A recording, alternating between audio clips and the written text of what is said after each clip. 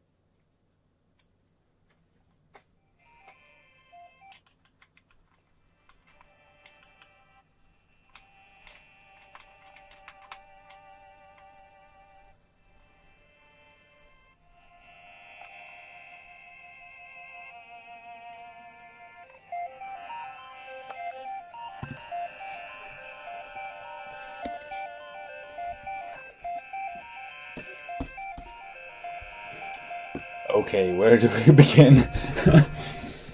um, for starters, we're gonna need to screw some things together. So, screwdriver kit is probably a good idea.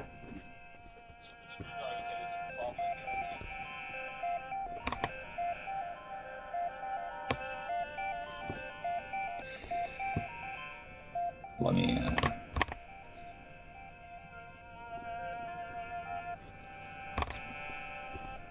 Start by killing the my delays. They're completely unnecessary in this case.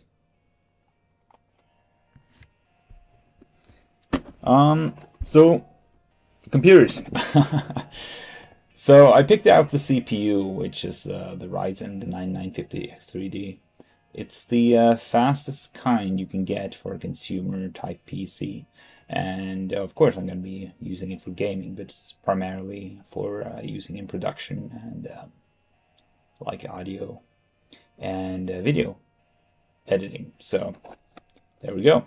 This is the best you can get, and you can't really go wrong with either.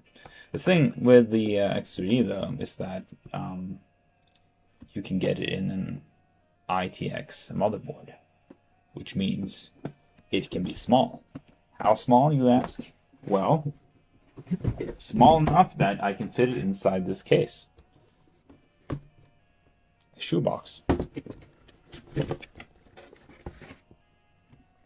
Does it fit the ITX? Yes, it does. Look at that. You got yourself a computer. Well, that's not the entire truth, of course. We'll get a case as well. But first, we're going to have to unbox some of these parts. Let's see. I'm not fancy like you guys. I don't have a knife or a razor. I use a screwdriver.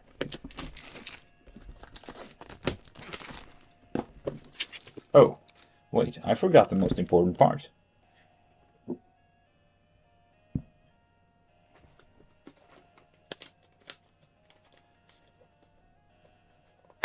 Well, I'm going to be at it for a good hour or two, so I'll get myself some refreshments. Let's see, that's like half.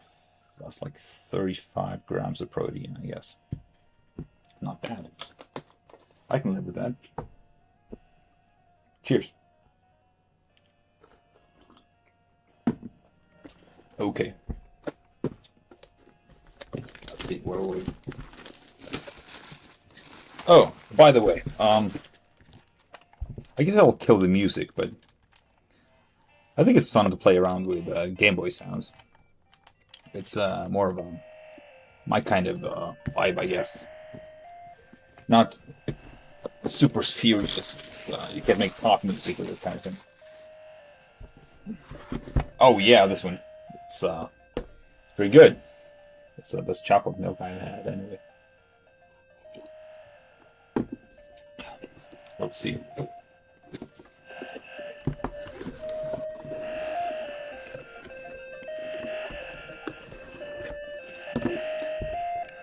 So, what's my rationale for getting these parts? This one in particular is extremely expensive. I think it was like $300 or so, about that price, which is really expensive for a power supply. But in this case, it was necessary. This is the smallest power supply I could get that was of this quality. I mean, efficiency, to be exact. It's, let's see if I can get this to focus. It's a pretty good power supply, I think, or at least that's what I've heard. So it remains to be seen if it's actually going to perform as well as it's promised to do. Well, this is the power supply, and yes, I hope the supplied cables are gonna solve all our problems.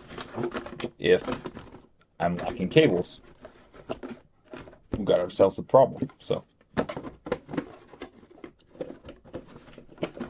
let's have none of that. Let's put this away for a moment. Now, yeah, let's save that for later. Let's save the fans for later too.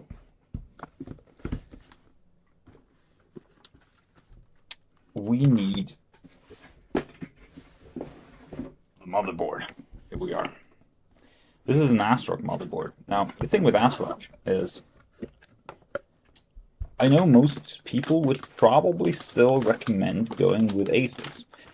Asus is a good motherboard manufacturer, and I don't think there's anything wrong with Asus. Now, you have to understand that most motherboards are actually owned by the very same people. That means there's like 2, maybe 3 motherboard manufacturers that produce at least consumer motherboards. So Asus and ASRock, for the most part, come from the very same factory, which means that there's not very much of a difference between them. And the greatest difference is not in the board design, but in the software. It's in the BIOS. Now, there's nothing wrong with the Asus BIOS. Actually, I like the Asus BIOS. The ASRock BIOS, however, I've heard good things about. Now, I don't have that myself. My brother's got the ASRock, an ASRock motherboard for his gaming PC, and that one performs well. So we're going to go for the same for this one. Now, the reason I went for the ASRock was that it had the best features for the price. I could have gone with the Asus mini ITX board, and it was significantly better. The problem, though, is that since we are indeed building an AMD system, we have a much greater problem at our hands, which is that it doesn't really support Thunderbolt, does it? Nope, still doesn't. Got to work on that, AMD. Well, so in the meantime, since we don't have Thunderbolt, it doesn't really matter which motherboard we go with.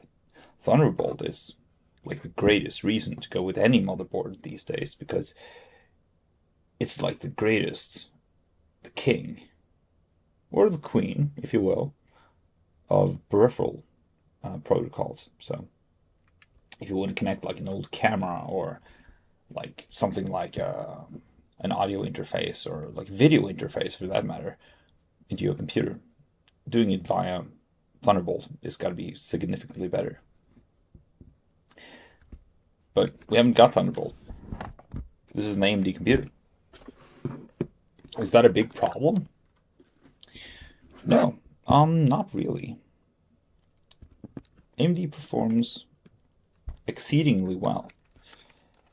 And I think for most people, going with AMD when constructing their own desktop computer is going to be a good idea. I can't really say anything about laptops. I don't know if there's any difference in the efficiency. But what I've heard, AMD is still more power efficient. But it doesn't really matter, though, because when we talk about laptops, you're really going to be interested in ARM processors anyway. ARM processors are significantly more power efficient, which is especially the case for the MacBooks. Which pains me, because while I do like the MacBooks, I got one right here, well, I'm not a big fan of Mac OS. Anyway, let's see. Is this the right way in? You know, you could say I probably should start with the CPU. And I would. But I need the paste. Actually, let's just go ahead with the CPU. Yeah, another one of those. You need a knife. Well, I ain't got a knife.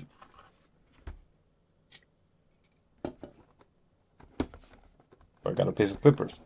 Let's use the clippers.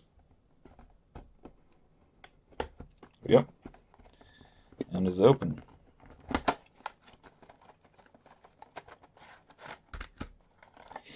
You know, I got a bit of a scare when it comes to processors. I bought a bunch of processors for my server PC, and you know, they're old processors, and occasionally they don't work. Very occasionally. I mean, I would say probably more rarely than occasionally. But anyway, I digress. Now, I think as is custom for motherboards, when you buy a motherboard, you really want to make sure that the motherboard is good. And by that I mean you don't want the pins to have any bend on them whatsoever. Let's see, it's hard to keep this one up. So we really have to, God damn it, we really have to inspect the motherboard and make sure that everything is perfect. And looks good to me. I can't see any problems. Yeah, I guess it's probably good then. Cool. Let's refocus. In that case, let's pop the processor in.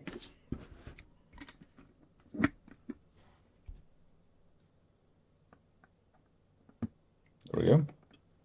Sits tight.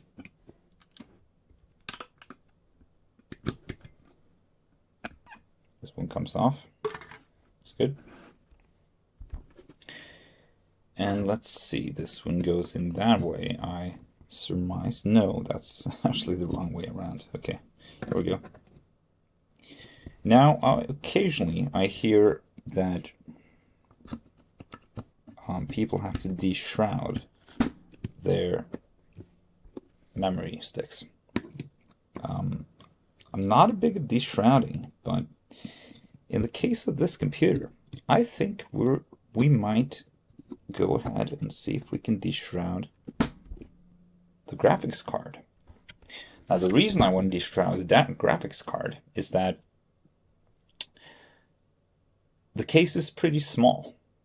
And the graphics card, while it fits in there, it won't fit with a secondary set of fans.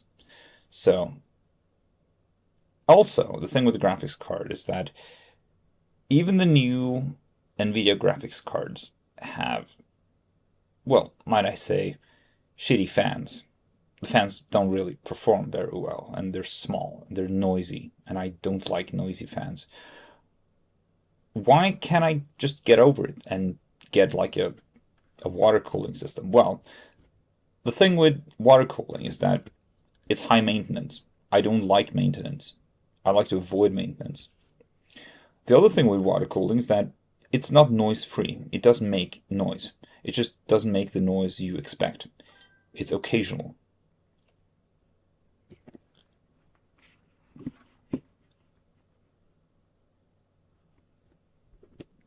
Food camera. What do you mean a food camera? Can you explain that? Right. So I guess that's the CPU.